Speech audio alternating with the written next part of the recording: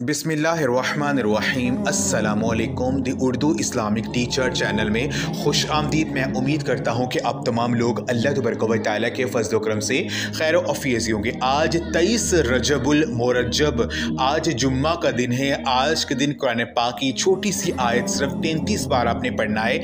यकीन कीजिए अगर आप 1 करोड़ भी मांगोगे अल्लाह पाक की ज़ात आपको अता करे, क्योंकि आज का दिन बहुत ही ख़ास है।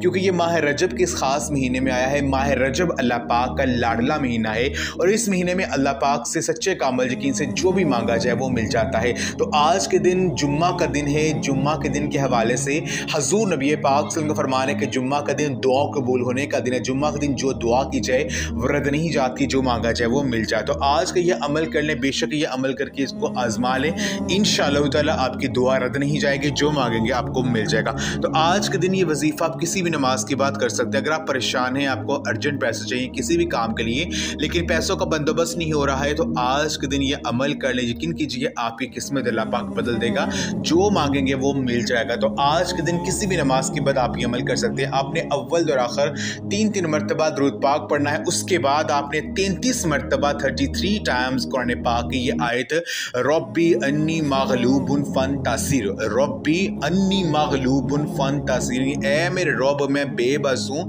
तू मेरी मदद फरमा। आपने 33 मरतबा इस आयत को पढ़ना। उसके बाद आपने अपनी आंखें बंद करके अल्लाह तबारक व तआला का ये एक नाम या समीउ यानी ए दुआओं को सुनने वाले, इस नाम को पढ़ने की फजीलत ये है कि जब को बंदे इस नाम को पढ़ता है तो अल्लाह पाक अपने बंदे की दुआओं को सुनते हैं, उनको कबूल करते हैं। तो आपने 100 मरतबा इस नाम को पढ़ना और आखिर में दुरूद पाक पढ़ कर अल्लाह पाक से रो रो कर गिर कर हजूर नबी पाक के सदक़े से और आज के दिन के सदक़े से अल्लाह पाक से दुआ करनी है।